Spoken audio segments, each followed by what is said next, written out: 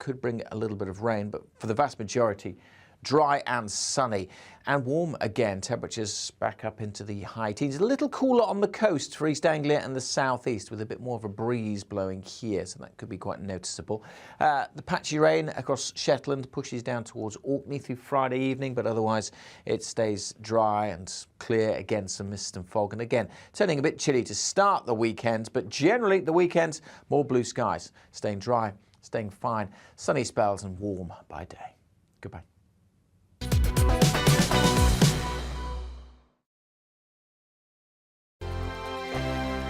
GB News is the UK's home of discussion and debate from all perspectives. To stay up to date on the latest stories, make sure that you subscribe to the GB News channel right here on YouTube. You can watch us live 24/7 across the whole world. You can also check out exclusive content and catch up on previous episodes of your favourite shows. Every day, we ask the questions that you'd ask, so why not add your voice to the conversation in the comments section? Don't forget to subscribe. We are GB News, Britain's news channel. Every night at 11 on GB News, we bring you the next day's stories the day before. It's basically like time travel. If it's a big story, we'll cover it, guaranteed. But we'll also have some fun along the way. Big opinions, big laughs. Sometimes big hair. This is Headliners, the paper review show that won't send you to sleep like the others will. 11 p.m, 7 nights a week. Join us.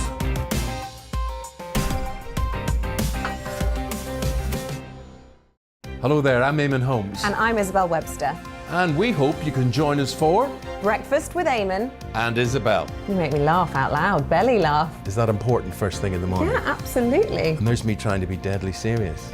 News is a serious business. Yeah, I have to rein you in sometimes. Well, it doesn't stop us laughing at it. It doesn't stop us having an opinion on what's going on. Yeah. And it certainly will not stop us reflecting what you think. Weekdays from 6 to 9:30 on GB News. I'm Dan Wootton. Join me Monday to Thursday from 9 to 11 for the feistiest and most fun news debate on TV, where free speech reigns. I'll bring you a sharp take on the day's biggest stories, bombshell newsmaker interviews, and A-list guests. And I guarantee you, no spin, no bias, no censorship, and no reason to go to bed. That's Dan Wootton Tonight, Monday to Thursdays from 9 on GB News.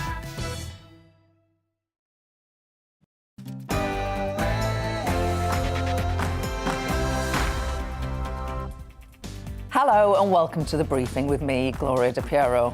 Prices are rocketing, our living standards are plummeting, and the Chancellor's spring statement has not gone down as well as he might have hoped. That's putting it mildly. I'll have the verdict from Conservative MP Robert Halfon, polling expert Sir John Curtis, and our very own economics editor Liam Halligan.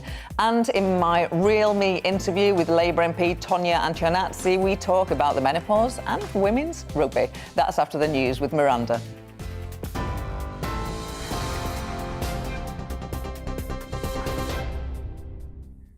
Thank you. Good afternoon. It's 12 o'clock. The top stories from the GB newsroom. The CEO of P&O Ferries has apologised to the 800 workers who were sacked without notice last week. Peter Hebblethwaite told MPs he was focused on saving the business by introducing a new operating model in which new staff would earn £5.15 an hour on average. He says he was also committed to finding the 800 seafarers new jobs. Mr Hebblethwaite says the company was left with no choice. We thought long and hard about the routes to this, and we did consider every single option available to us, and we concluded that every single option available to us would result in the closure of P&O. You haven't escaped the law of this country. You've still got to do it within the legal framework. You can't just decide that you're going to absent yourself from the legal system of the United Kingdom.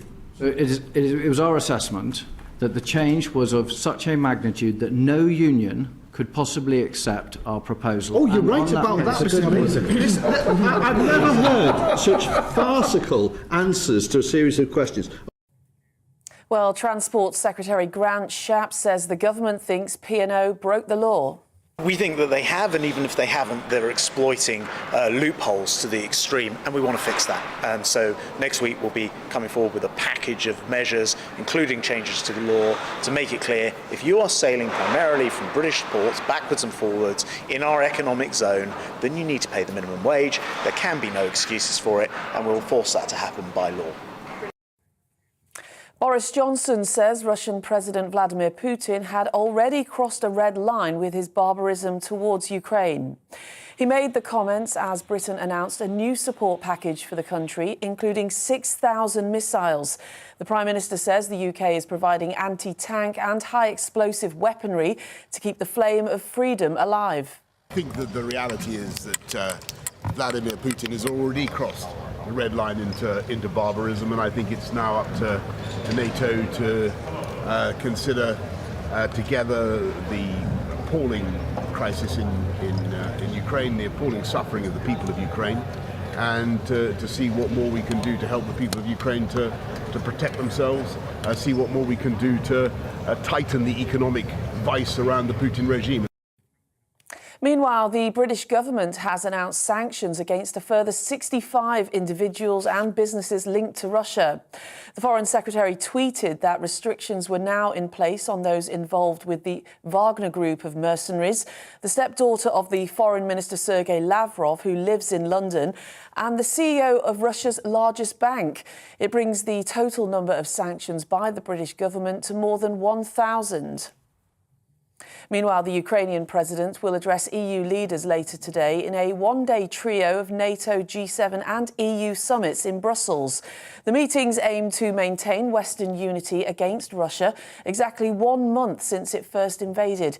It's thought they could agree to ramp up military forces on the alliance's eastern flank, but NATO insists it won't send troops or planes to Ukraine. The meeting today will demonstrate the importance of North America and Europe standing together, facing this crisis, and we are the strongest alliance in the world, and as long as we stand together we are also safe. Well, the president of Ukraine says today's NATO summit will show who is Ukraine's friend and who's sold out and betrayed his country. Speaking ahead of the meeting, Volodymyr Zelensky urged people around the world to mark 1 month since the start of the Russian invasion by taking to the streets and protesting. Challenging and uncertain times lie ahead for the country. That's according to the Chancellor after forecasters predicted the biggest fall in living standards on record. After his spring statement, Rishi Sunak said he will support hard-working families, but Labour says he's done nothing to tackle the cost of living crisis. Chief Secretary to the Treasury, Stephen Clark, told GB News the statement was appropriate given the current climate. We are in a very, very uncertain world at the moment, and we would be risking the public's money and crucially the delivery of vital public services if we were to spend right up to the limit here. We have to be cautious. Prosecutions have been launched over alleged health and safety failings relating to the Croydon tram crash in 2016. The Office of Rail and Road says it's prosecuting TfL, Tram Operations Limited, and the driver, Alfred Dorris. 7 passengers died and 51 were injured. The Duke of Cambridge has expressed his profound sorrow over slavery and recognised Jamaica's pain. After days of protest, Prince William addressed the issue during a speech in the country, saying it was abhorrent. Later, the couple will fly to the Bahamas for the next stage of the Caribbean tour. Well, this is GB News. We'll have more news as it happens. Now back to the briefing with Gloria.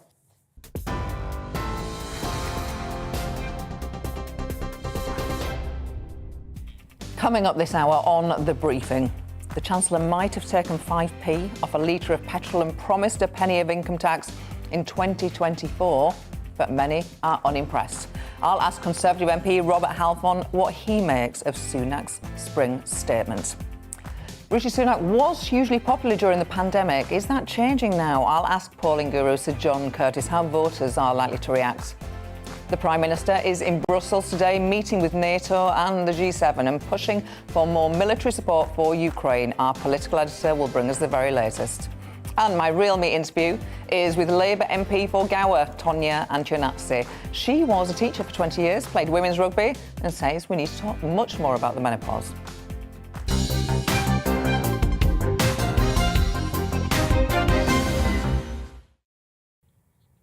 The Chancellor, Rishi Sunak, has woken up to not very kind front pages after delivering the spring statement yesterday, with Britain facing the biggest fall in living standards in a year since records began in 1956. Many say he hasn't done anything like enough to tackle the cost of living crisis. Ben Houchen, Conservative Mayor for Tees Valley, said the pressure local people are feeling and will continue to feel will not be dramatically improved by today's spring statement. It didn't solve problems we face on energy costs, fuel bills or inflation.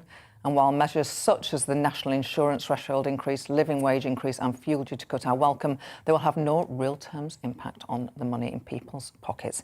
Joining me now is Robert Halfon, Conservative MP for Harlow and Chair of the Education Select Committee. He'd been pushing for that cut in fuel duty. Robert, it's always a pleasure to see you on the show. Thank you for your time. Thank you. Good afternoon.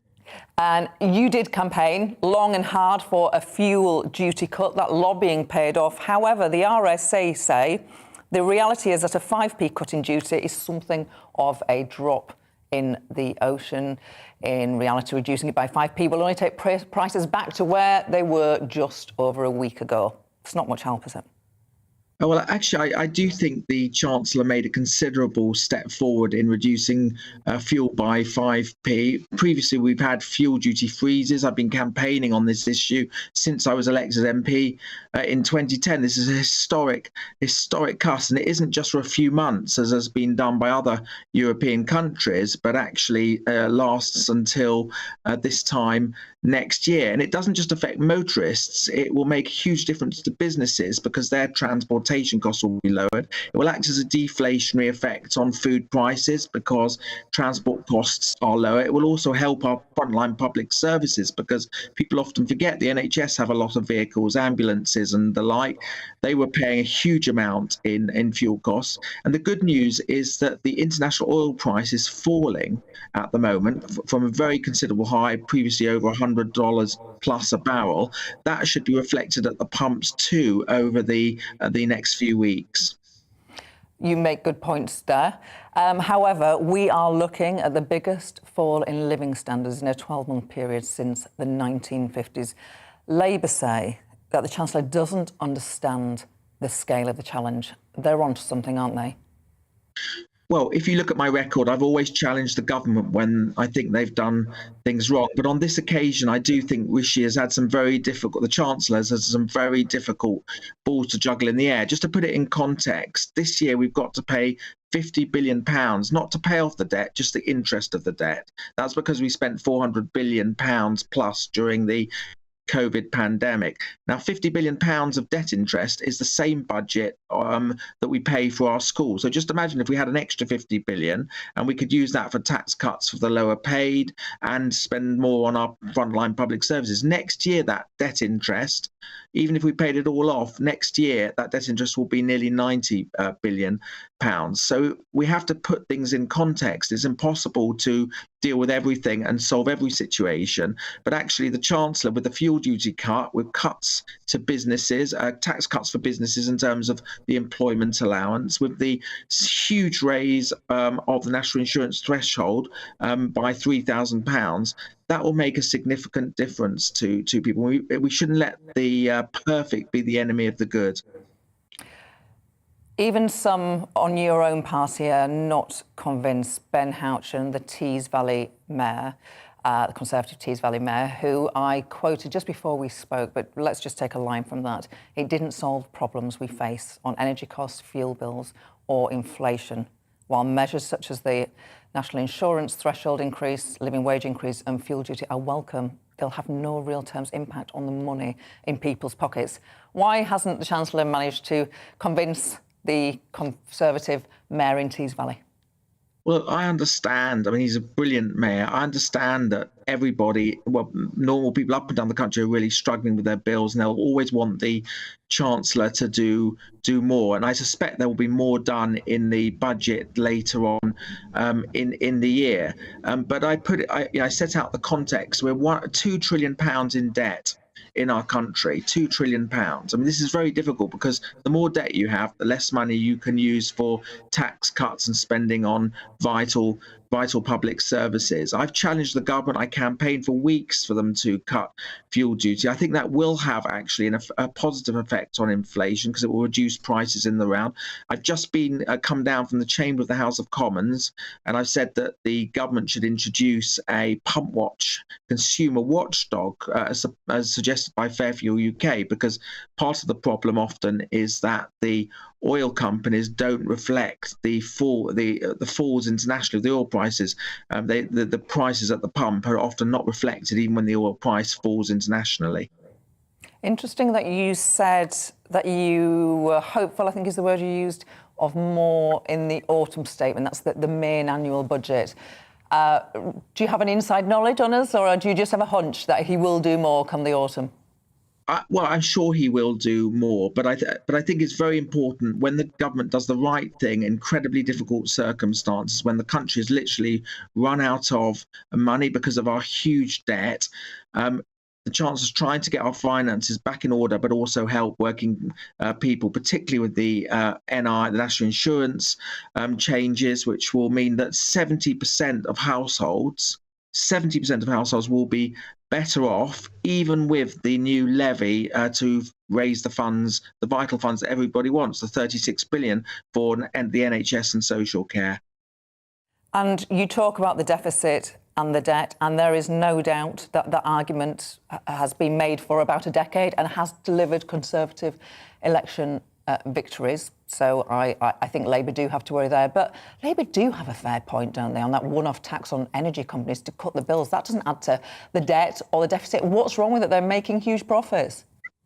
Well, I've said personally I don't have a problem with a windfall tax, but what the government say when I raised this, and also a lot of MPs from Scotland, is that a windfall tax actually will impede investment by the oil companies, and that possibly lead to the loss of literally many thousands of jobs. And at the moment, especially with the energy situation being so difficult, we need to invest in our oil fields, and oil companies need to invest. That investment may stop if there is a windfall tax on these companies. So that's the argument that the government has made. I think that's important to listen to. As I say, there are no easy answers to this, and I'm absolutely convinced that if the government could raise money from various sources, they would do so. Now, the good news and the unexpected good news is that employment is back to pre-pandemic levels. We've in essence created a job miracle in our country. As long as people are in work, getting good jobs and good pay, and that will help alleviate some of the difficulties that people face. But that is not denying for one moment, I see it in my constituency, that people are really struggling with the cost of energy, particularly, and paying for fuel at pumps. And the government only a month ago announced a £9 billion package to try and alleviate. They can't do everything, but a £9 billion package to try and alleviate some of the cost of that energy bills, including a £150 council tax rebate to most households in the country, except the well-off. Final question. We don't have much time left. You're chair of the Education Select Committee. Public sector workers are undoubtedly going to demand a significant pay rise to keep up with price rises. Do teachers deserve a pay rise? Of course, teachers, all people in the public sector, just as in the private sector, have been working incredibly hard. And of course, everybody deserves a pay rise, especially those in frontline services. But we just have to be sure that we are fair to teachers and fair to the taxpayer as well, and recognise that if there is limited money in the kitty, that has to be a consideration as well. When you've got when you're paying 50 to 80 billion pounds in debt interest, it's not always easy to do everything that you would like that would help people. But I'm sure the government will listen to the independent pay bodies and try to do what is right. And new teachers are getting a significant increase, I think up to £30,000. So hopefully the government will do what it can for all frontline workers, and also don't forget the incredible workers in the private sector who also deserve to get a good pay rise too, like all the people who kept delivering during lockdown, delivering to people's houses, the supermarket workers who are working day and night, the people who delivered to everyone's homes while we were all in lockdown. They deserve a pay rise too. Robert Halfon, it is always a pleasure to have you on the show. Thank you for your time today. The statement's gone down badly in the media and much of Westminster, but actually, what about the people who really matter? You, the voters. May's local elections are just a few weeks away. To test the temperature of what ordinary people may make of Sunak's announcements, there's surely no one better than polling guru Sir John Curtis. I'm delighted he joins me now. Great to see you, as ever. YouGov had a snap poll taken after the spring statement, found that 69% of people thought he'd not done enough to help people with increased cost of living. How worried should he be by a figure like that? Well, certainly not only YouGov's poll, but also a separate one done by Opinion yesterday, both come back with the same message, which is fine as far as it goes. Nobody really opposes the reduction in fuel duty. Nobody really opposes the rise in the national insurance threshold. But the reaction is, as you've just quoted, this isn't enough. The problem, of course, for the Chancellor is that indeed, this is a continuation of the very difficult story that Boris Johnson's government's had to deal with. It had COVID. It's now dealing with the economic consequences of COVID, now added to by Ukraine. That said, of course, what is true is that Rishi Sunak is, at least rhetorically and to some degree in substance, now trying to pivot away from being the Chancellor who spent an awful lot of money on keeping the economy during COVID, to being the Chancellor who, when given a choice, is inclined to be relatively cautious about public spending. Basically, the government are accepting they're not necessarily spending all the money that they could have done. They're not doing so because they think there are risks that things may turn worse. But it's also clear that Mr. Sunak is inclined to want to get the size of the state down. The problem he faces, of course, is at the moment there's an enormous gap between the substance and reality, because although yesterday he was giving us money back, albeit less than he could have done, he's taken away so much in previous measures he's made, the original rise in the rate of national insurance, the fact that the students are now going to have to pay more in graduate repayment, and of course the fact that income tax thresholds have been frozen, and with inflation that now has much more effect. In practice, he is still a tax-raising Chancellor. So the question is, can he politically sell, on the one hand, saying, well, we now need to be more careful, while at the same time actually still imposing much more in the way of taxation on the public at a time when, for reasons that he can't control, cost of living is rising.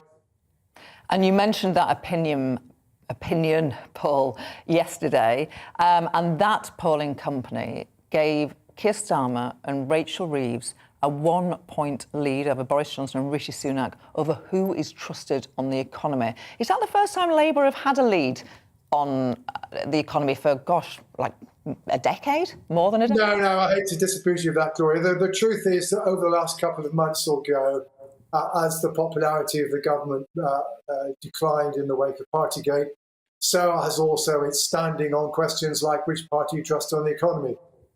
Actually, I've just looked at 4 different companies who polled in the last week or so. 2 of them have the Conservatives ahead on the economy. 2 of them have Labour ahead on the economy. In most cases, it's very, very narrow, as in the case of the opinion poll. And also note, by the way, many a poll finds that no more than around 60% of people think that either Labour or the Conservatives are the best party on the economy.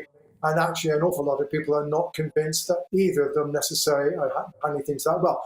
So what's also true, however, is that, and this is where I think, in a sense, the argument between the parties is going to partly play out, is that when you ask people about which party is best able to handle the cost of living, on that, Labour does tend to have a rather clearer lead. So Labour will undoubtedly want to keep on focusing on the fact that the government, in its view, is not doing enough about the cost of living, and perhaps say rather less about what to do about the economy. Rachel Reeves this morning was not promising to raise the wages of public sector workers, for example. The government, in contrast, looks as though it's going to want to try to persuade voters of the continued merits of fiscal responsibility and to focus on the broader issue of the economy. That's going to be part of the way in which the party battle now presents itself. But the truth is, at the moment, neither party is either the economy or the cost, particularly a clear winning card. The government certainly faces its problems in dealing with what it's dealing with, and the fact that, in effect, yesterday on national insurance, it was doing a bit of a U-turn. But equally, Labour also, arguably yesterday to some degree, Rishi Sunak rather killed Labour's fox on the national insurance, because having raised the threshold while still imposing the increase, he was actually now imposing a tax on people who are better off without imposing one on people who are not so well off. And arguably, Labour's cry for the whole tax to be reversed was rather odd for a party that's primarily concerned about inequality.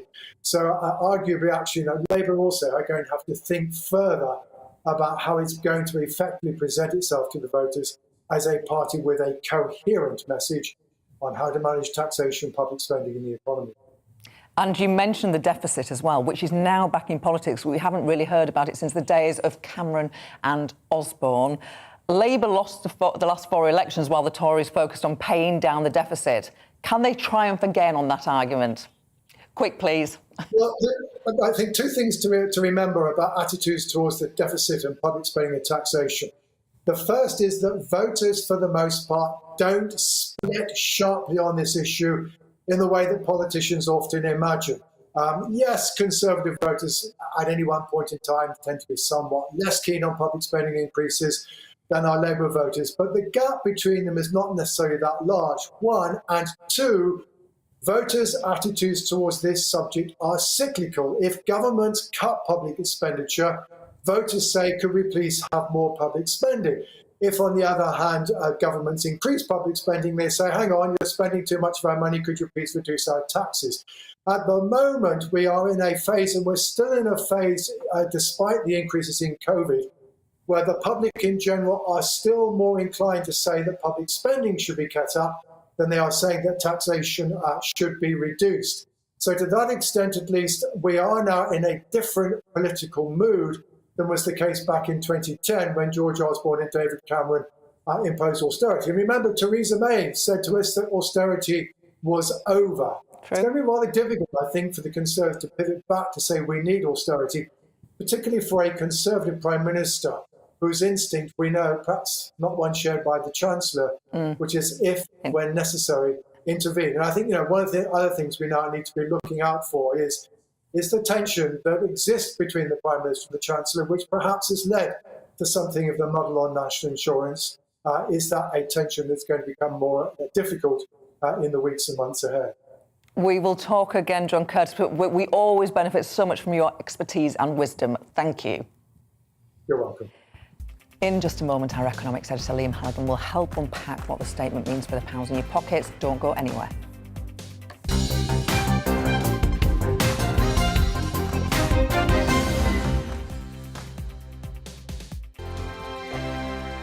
GB News is the UK's home of discussion and debate from all perspectives. To stay up to date on the latest stories, make sure that you subscribe to the GB News channel right here on YouTube. You can watch us live 24/7 across the whole world. You can also check out exclusive content and catch up on previous episodes of your favourite shows. Every day, we ask the questions that you'd ask, so why not add your voice to the conversation in the comments section? Don't forget to subscribe. We are GB News, Britain's news channel. Every night at 11 on GB News, we bring you the next day's stories the day before. It's basically like time travel. If it's a big story, we'll cover it, guaranteed. But we'll also have some fun along the way. Big opinions, big laughs. Sometimes big hair. This is Headliners, the paper review show that won't send you to sleep like the others will. 11 p.m, 7 nights a week. Join us.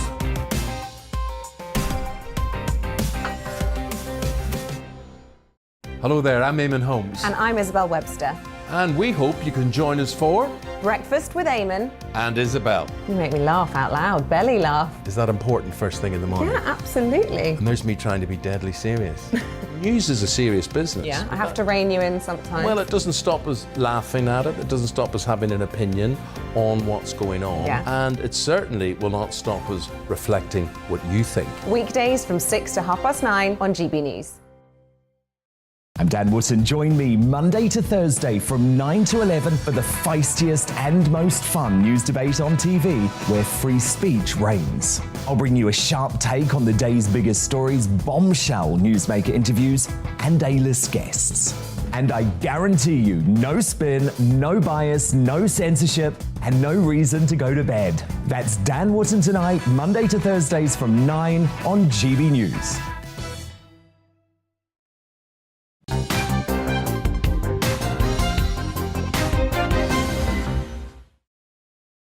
Well, Rishi Sunak bills himself as a tax-cutting chancellor, but the tax burden is now at its highest since the 1940s. Joining me now is our economics editor, Liam Halligan. Liam, it's not gone down so well, has it? Well, the Chancellor's got a reputation as being pretty media savvy, but the warm headlines he was hoping for this morning haven't materialised. The Daily Mirror, admittedly a left-leaning paper, thanks for nothing, Chancellor. But even the Daily Express, which is normally Tory backing, as you know, Gloria, Chancellor, what about the forgotten millions? What about us? I think there's a sense that there's a lot of political gamesmanship going on in this budget. He's raising taxes in the form of national insurance now, only to cut taxes, he says, before a general election. Well, why not just keep them where they are? Why play games when people are worried about feeding their kids and making ends meet and paying their fuel bills? So I think there is a sense where the Chancellor is always going to be tough for him. It's a very, very difficult situation he's having to deal with. He faces huge judgment calls, but he may be in danger, Gloria, of pleasing no one. I was just speaking to Robert Halfon, because, of course, the big budget, the main budget, is in autumn. And I asked Robert Halfon if he thought he would do more in the autumn, and he said he thought he would. Is he going to have any option? Well, Robert Halfon, of course, extremely experienced parliamentarian, a Tory to his fingertips, but a very independent-minded Tory. I think he's completely right. I'd even go as far to say, Gloria, there could be an emergency budget this summer when these fuel bills kick in April and then prices keep going up. If that happens in terms of oil and gas and fuel bills and petrol bills and the cost of living in general, I think we could see an emergency budget this summer. I don't wish to be alarmist, but, I was accused of being alarmist when I said last summer we were heading for double-digit inflation. I remember you're a genius. No, I'm not a genius, but I do look at financial markets closely, and I think, like you, unlike a lot of journalists, we try and really get into the detail of what's happening, because I don't think you can, and I know you know this, Gloria, I don't think you can understand politics and public sector policy making unless you look at economics. In the end, the economy always wins in terms of driving our national debate. And just sticking with Robert Halfon interview, I said, what is wrong with the windfall tax, which is what Labour are prosecuting they're making profits, why not tax them and reduce our fuel bills? He said he was quite relaxed about it, to be honest. Is that dead in the water? It's not dead in the water at all. I've been hearing from a lot of Conservatives, backbenchers, also ministers who have been talking to me off the record. What do you think about a windfall tax? How could it work? Would it be legal? Well, it would be legal. We know Labour did a windfall tax and it went through the courts and it was clear. We know Geoffrey Howe did a windfall tax back in the early 80s when we were kids as a Conservative Chancellor, albeit then it was on the banking sector. I think if the petrol retailers, the big oil companies, unless they pass on this fuel duty, and there are signs that they're not, this fuel duty cut of 5p, and if they unless they stop, as I believe they have been, they will deny it, increasing petrol prices and diesel prices on the forecourt, even when oil prices are falling, then I think, I'm not saying that the Conservative government's patience will snap, and there is something in Robert Halfon's argument, you want these companies to invest heavily in North Sea oil and gas, but I think there's certainly a tussle going on behind the scenes between the government and the big oil and gas companies. So I don't think the government will take this windfall tax threat absolutely explicitly off the table. They need it as a tool in their negotiation. One or two sentence answer to the next question. Labour haven't been really in the game for quite a long time. Are they back in the game now? I do think they're back in the game, and some GB News viewers and listeners won't like me saying that. I try and be an objective person, Gloria, as I hope, well, as you know, as you do. We're both politically quite experienced people, particularly you. I've written a column for the Telegraph for 20 years. You know, we've got form in that sense, but we try and be objective. I do think Labour's back in the game. I do think Rachel Reeves, the Shadow Chancellor, did pretty well yesterday, and I think this is now coming through in the opinion polls, where Labour, once completely, you know, out to lunch on the economy as far as a lot of the population was concerned, particularly under Corbyn with John McDonnell as Chancellor, they're now nudging towards the Tories in the opinion polls and the economy, even in some polls looking more competent on the economy than the Tories, and that's a change. Yeah, very narrow though. Very narrow. It's going to make it all the more interesting. Indeed. Liam, it is always a pleasure. You can hear more on the Spring Statement with our business and economics editor, Liam Halligan, at 1 o'clock. After the break, we will be crossing to Brussels, where an emergency NATO summit is taking place to address the war in Ukraine, plus an exclusive interview with Welsh Labour MP Tonia Antionazzi. She talks teaching, the menopause and playing rugby. First, it's the news with Miranda.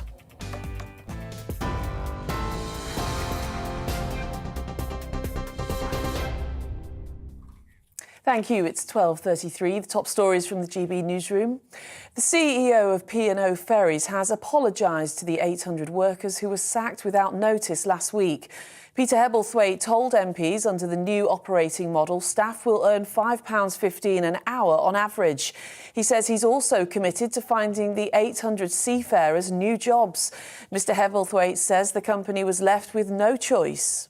We thought long and hard about the routes to this, and we did consider every single option available to us, and we concluded that every single option available to us would result in the closure of P&O. You haven't escaped the law of this country. You've still got to do it within the legal framework. You can't just decide that you're going to absent yourself from the legal system of the United Kingdom. So it was our assessment that the change was of such a magnitude that no union could possibly accept our proposal. Oh, you're right about that, Mr. Hamilton. I've never heard such farcical answers to a series of questions. Boris Johnson says Russian President Vladimir Putin has already crossed a red line with his barbarism towards Ukraine. It's as Britain announces a new support package for the country, including 6,000 missiles. The Prime Minister says the UK is providing anti-tank and high-explosive weaponry to keep the flame of freedom alive. Meanwhile, the Ukrainian president will address EU leaders shortly in an unprecedented one-day trio of NATO, G7 and EU summits in Brussels. The meetings aim to maintain Western unity against Russia, exactly 1 month since it first invaded. And the Queen is to feature on the cover of British Vogue for the first time in a special issue celebrating her Platinum Jubilee. The April issue will showcase the 95-year-old monarch in the early years of her reign. Well, on TV, online and DAB+ radio, this is GB News. Back to the briefing with Gloria De Piero after the break.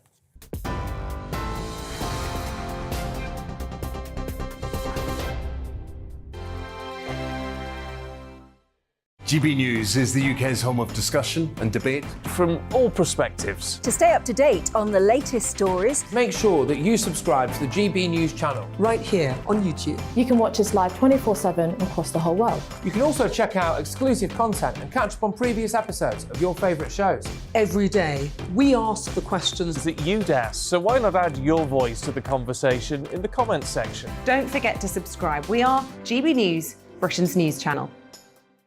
Every night at 11 on GB News, we bring you the next day's stories the day before. It's basically like time travel. If it's a big story, we'll cover it, guaranteed. But we'll also have some fun along the way.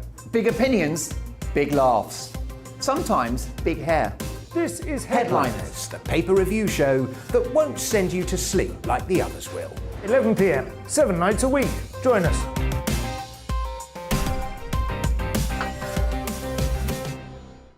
Hello there, I'm Eamon Holmes. And I'm Isabel Webster. And we hope you can join us for Breakfast with Eamon. And Isabel. You make me laugh out loud, belly laugh. Is that important first thing in the morning? Yeah, absolutely. And there's me trying to be deadly serious.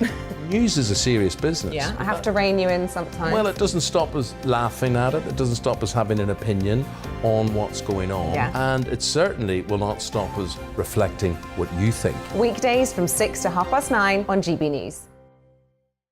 I'm Dan Wootton. Join me Monday to Thursday from 9 to 11 for the feistiest and most fun news debate on TV, where free speech reigns. I'll bring you a sharp take on the day's biggest stories, bombshell newsmaker interviews, and A-list guests. And I guarantee you, no spin, no bias, no censorship, and no reason to go to bed. That's Dan Wootton tonight, Monday to Thursdays from 9 on GB News.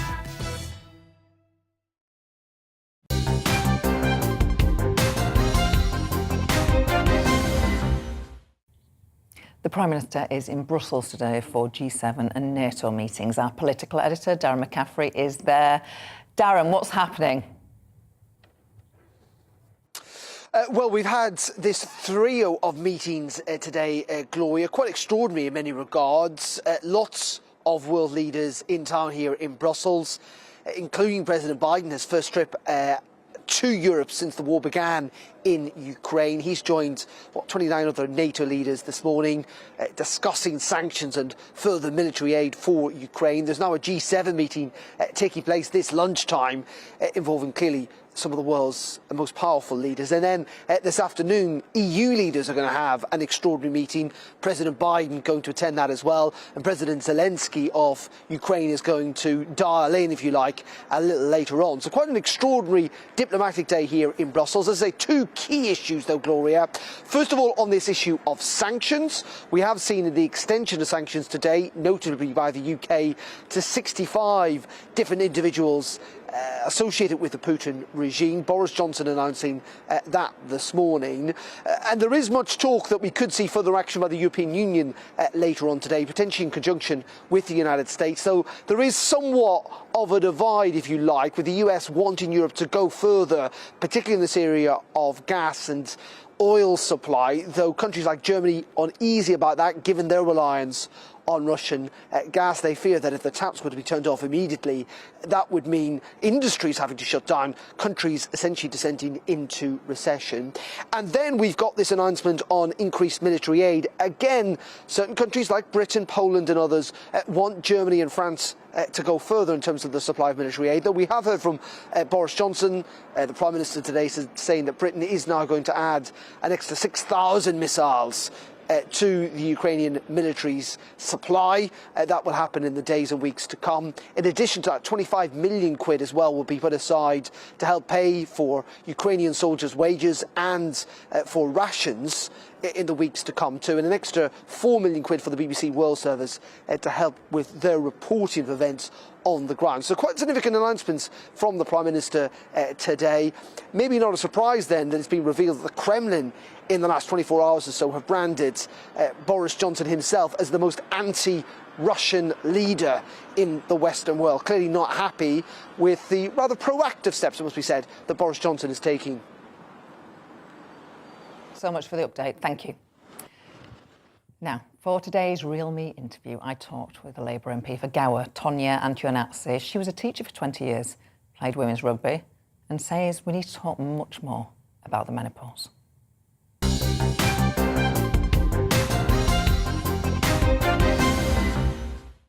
Tonia Antoinazzi, you have a Welsh mum and an Italian dad. That's right. Do you feel more Welsh or more Italian? always a very difficult question. I was born in Wales. Dad was born in Wales to an Italian mum and dad, and a lot of his brothers and sisters were born in Italy, and they came over. And yeah, I do feel very, very Welsh. Had the opportunity, however, to play rugby for Italy, but I turned it down. I feel... What? I know. Tell me about that. Yeah, well, my degree's in French and Italian. And when I went over to Venice University for my year abroad, it was an amazing opportunity. Just turning up at the station with my rucksack on my back. But a friend of mine said, "Your Italian's better than mine." I'm going back to 1993, pre-internet. He said, "Your Italian's much better than mine. Will you ring up the team in Treviso? There's an Italian rugby team there, Benetton Treviso, and see if you can find out when the training is."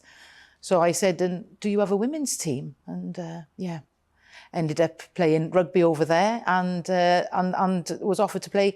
You know, was I interested in playing rugby for Italy? Unfortunately, in my head, I just wanted to play rugby for Wales. So I did manage doing it eventually. Yeah. Did you? Yes, I have 9 Welsh international caps. It's going back a long time ago, but yes, I do. I did pull on that red jersey and play rugby for Wales. Why are you an MP? Because that was a long time ago. I'm an MP. Sorry, was it well paid, Bina? Tell me about what's involved playing women's rugby professionally. It wasn't professional back in the 90s. Women's rugby had only really kicked off in 1987, and it was a popular sport. I went to university. My older brother, who was a very good rugby player, said, "Make sure when you go to university, you go and you find a sport that you can enjoy, preferably a team sport." I always liked playing netball and playing a bit of hockey if I could. And he said, you know, go and find something where you can go and throw your weight around and, you know, enjoy. And I did. And I went to Exeter University. I found a team to play for, and I absolutely loved it. And I still, only yesterday, was with rugby friends. You know, well, we've been at the rugby this weekend, went to watch my local girls' hub play, and I just think it's really important. And still, I have I'm very fortunate as a Member of Parliament to be able to promote girls' and women's sport, particularly rugby, because I think it plays an integral part of your life to be a team player. So, why did you become an MP? I became an MP because it felt like the right thing to do. Growing up, I always fought other people's battles for them. I was a teacher for 20 years before I became an MP, and a number of things had happened in my life which made me think, look, this is really difficult, this is hard. From a personal perspective, and everything for me has come from a personal perspective, but I separated from the father of my child. We get on great, there's no issue there, but I ended up having to pay all the bills at the mortgage. Life was very difficult. When was that, Tonya? How old were you? I was not. It wasn't that long ago. It was around 2010, and when the government changed, obviously outgoings got higher, and those little incremental changes in what was very tight on my income, and I was a teacher, I had a good income. Those changes made a big difference to me. And my brother used to work for an assembly member in the Welsh Senedd, and he basically said to me, "Stop whinging, do something about it." He said, "I can't sign you up to the Labour Party, but here's £40, and just here's the laptop, do it."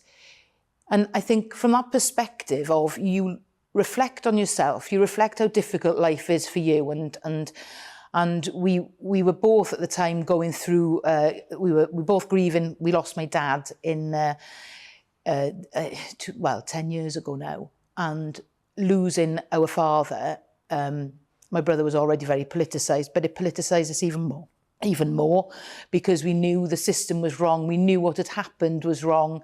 And we were very cross, very angry that he died at age 71 when he shouldn't have left us so soon, you know? Why? What happened? Dad fell off his push bike.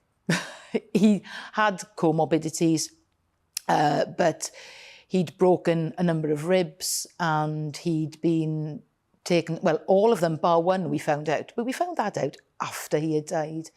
And it was a very difficult experience for us as a family to accept that people weren't communicating properly with us. And that's why I feel very strongly about everybody's journey with grief, that, you know, it's a very personal journey. But it was when you realise that that's happened to you, it's another lever to help you help other people. And having been in quite a lot of personal debt before Dad died, having suffered from depression and been on medication, knowing that, you know, you just go, come on, pick yourself up, dust yourself down, get on with it.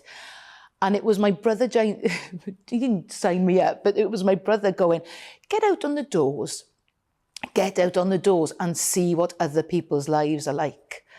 And that for me was a key moment. I was a teacher for 20 years. I knew how difficult some children did have it. But when I was knocking on the doors and seeing those children and seeing the reality of their lives, you just think, I can't stand by and let this happen.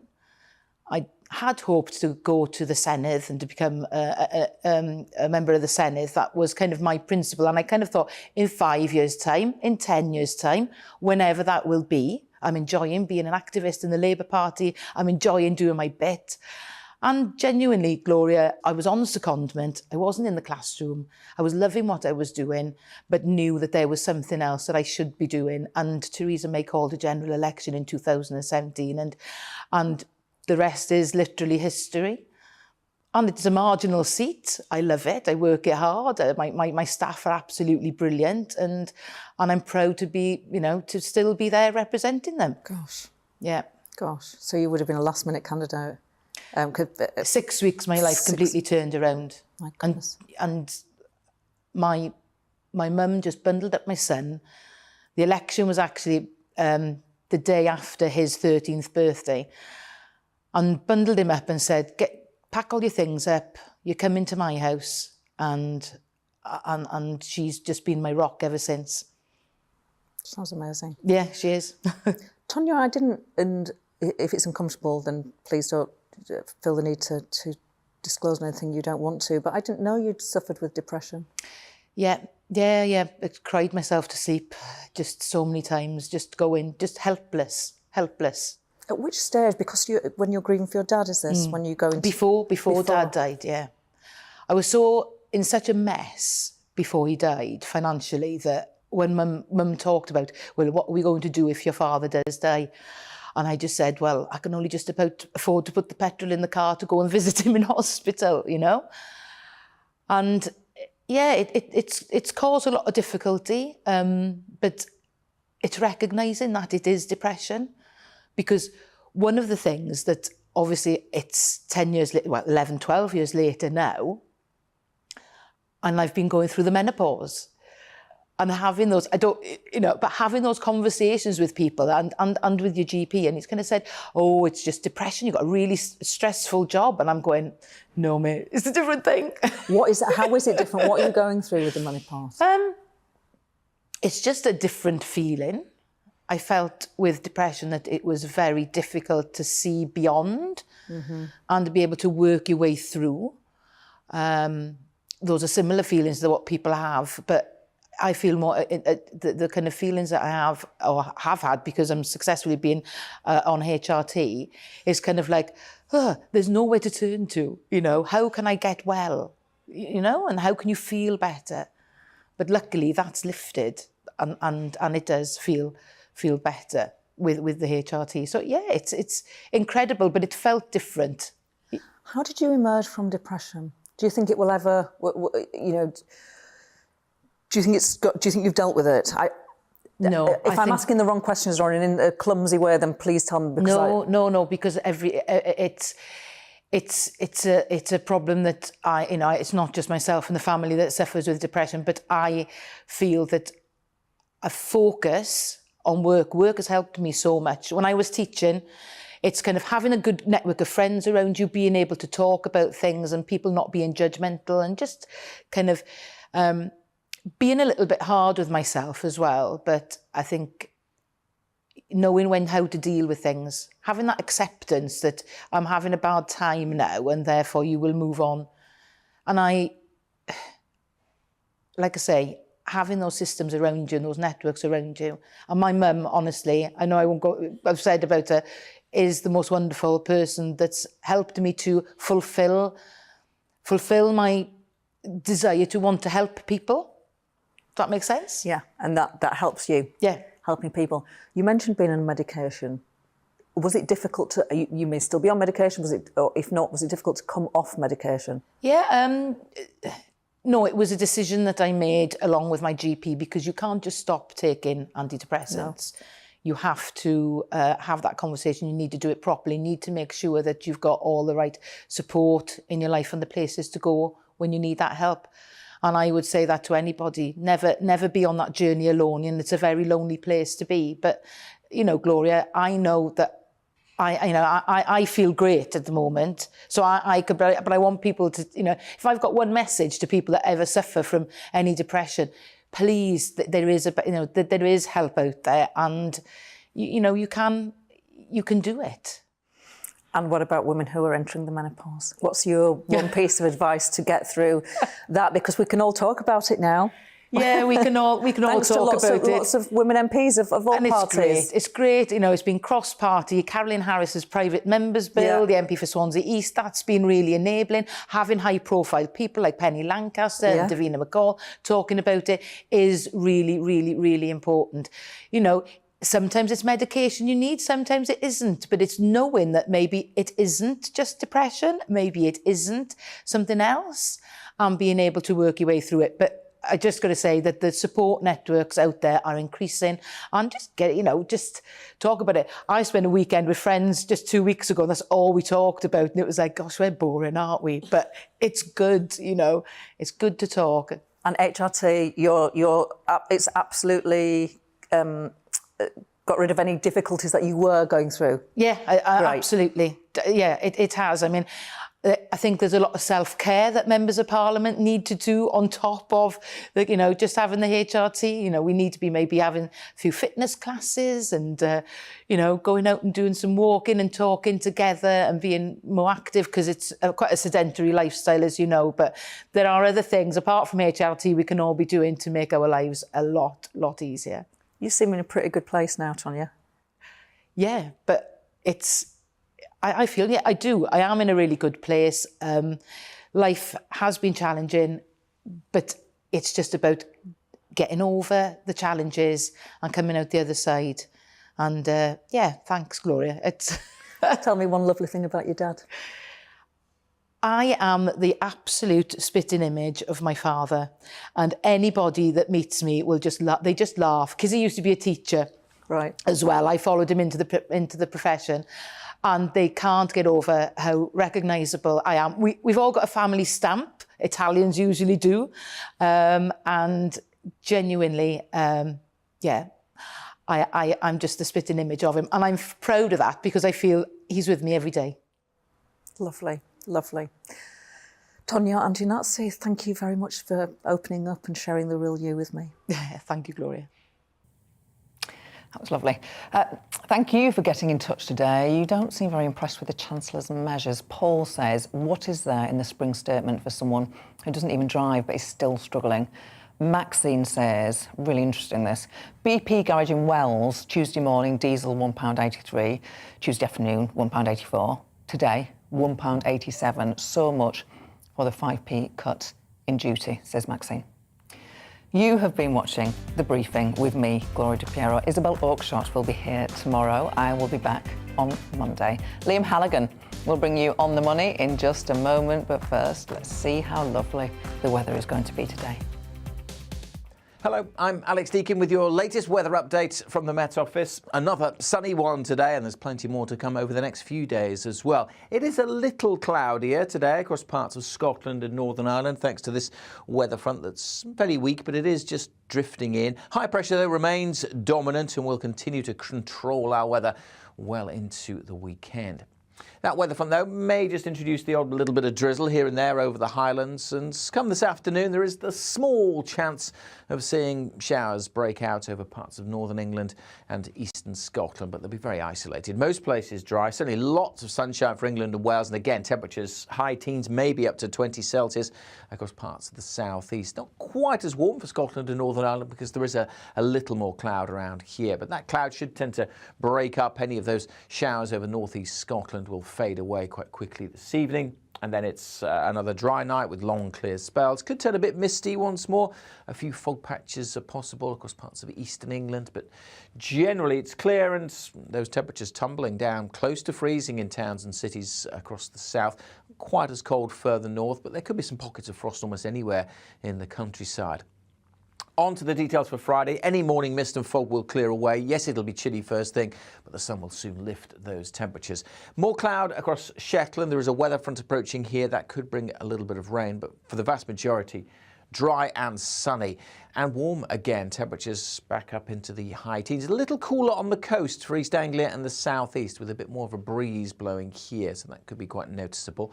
The patchy rain across Shetland pushes down towards Orkney through Friday evening, but otherwise it stays dry and clear. Again, some mist and fog, and again turning a bit chilly to start the weekend, but generally the weekend more blue skies, staying dry, staying fine, sunny spells and warm by day.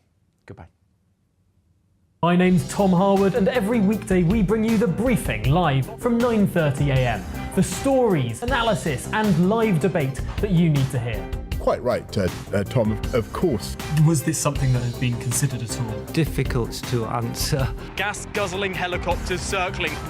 Noise is being made here. Joe Biden walking out. Thank you very much for joining us. Don't miss it. The Briefing with me, Tom Harwood, Monday to Friday, 9:30 a.m. on GB News.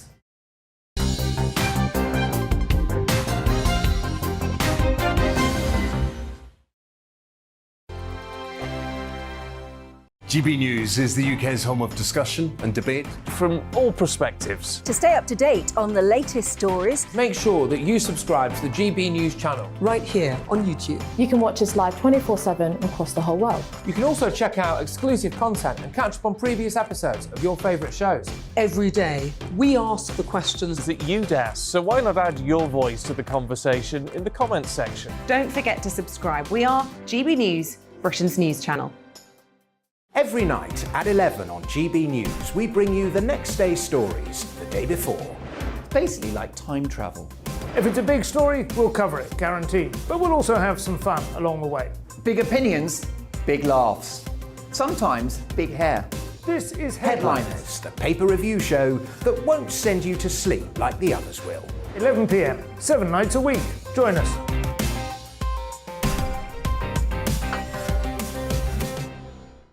Hello there, I'm Eamon Holmes. And I'm Isabel Webster. And we hope you can join us for Breakfast with Eamon and Isabel. You make me laugh out loud, belly laugh. Is that important first thing in the morning? Yeah, absolutely. And there's me trying to be deadly serious. News is a serious business. Yeah, I have to rein you in sometimes. Well, it doesn't stop us laughing at it. It doesn't stop us having an opinion on what's going on. Yeah. And it certainly will not stop us reflecting what you think. Weekdays from 6 to 9:30 on GB News. I'm Dan Wootton. Join me Monday to Thursday from 9 to 11 for the feistiest and most fun news debate on TV, where free speech reigns. I'll bring you a sharp take on the day's biggest stories, bombshell newsmaker interviews, and A-list guests. And I guarantee you, no spin, no bias, no censorship, and no reason to go to bed. That's Dan Wootton tonight, Monday to Thursdays from 9 on GB News.